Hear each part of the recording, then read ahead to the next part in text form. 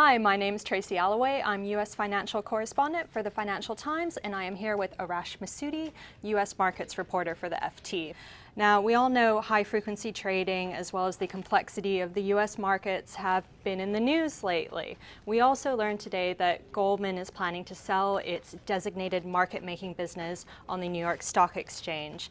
Arash, maybe we start with that last point. What is a designated market maker business? Yes, and I think it's a fair question to ask, amid all this hullabaloo about the Michael Lewis book, why are we talking about Goldman and the designated market maker business?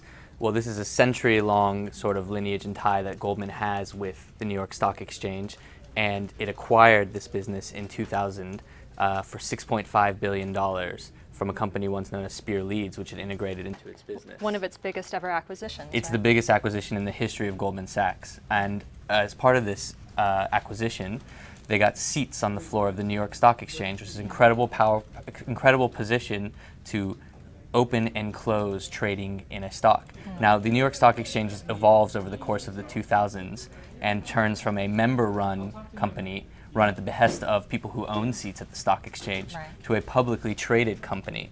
And in that process, they evolve the way the model works. So now they have what's known as a designated market maker, who is literally responsible for individual names. So Goldman is the designated market maker for Bank of America. It opens and closes trading in Bank of America every day.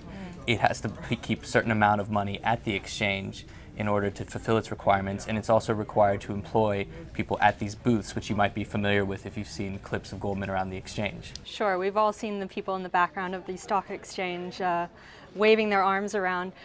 Why do you think Goldman is selling the business right now? Well, it fits into this debate about market structure because once upon a time, not so long ago, the U.S. market, 70% or greater of all stocks traded on the New York Stock Exchange. When Goldman made this acquisition, it was trying to think about what the future was going to look like. It was pushing hard and fast into computers, catching up to other upstarts who were pushing their way in. And those upstarts have changed the way the market has traded.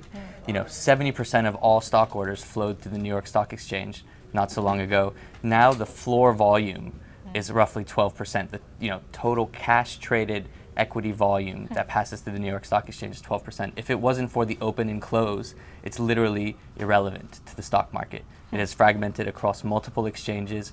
Banks, including Goldman Sachs, operate dark pools and internalization platforms known as alternate trading systems, where these trades are transacted now. And that's a majority of stock trading now. It's at millisecond speeds, and the exchange is just a different environment. It is literally open and close. Right. Now, if Goldman sells this business, what do you think that says about the future of the way the U.S. stock market evolves? Well, the right answer is who knows. We've just seen an incredible, Goldman doesn't make $6 billion purchases every day, and 15 years ago, this was the right move for them. So to value this business, which is now something like $30 million or possibly less, we understand a buyer has been found. We're just waiting to figure out who that is. It's incredible to think about sort of the value destruction or value change that has happened over the course of this business. Computers are pushing hard and fast. Virtu is about to IPO, is a high-frequency trading company that spits money through its systems and spits money out into its coffers every day. KCG is another primary designated market maker on the floor of the exchange. And Barclays, believe it or not, has one of the largest businesses on the floor. But there's only 5 or 6 firms left down there. And this is, imagine the crowded trading floor. And now it's ghosts and computers. Well, I think we can expect to hear lots more about this in the coming weeks, months, and even years. Arash, thank you. Thank you.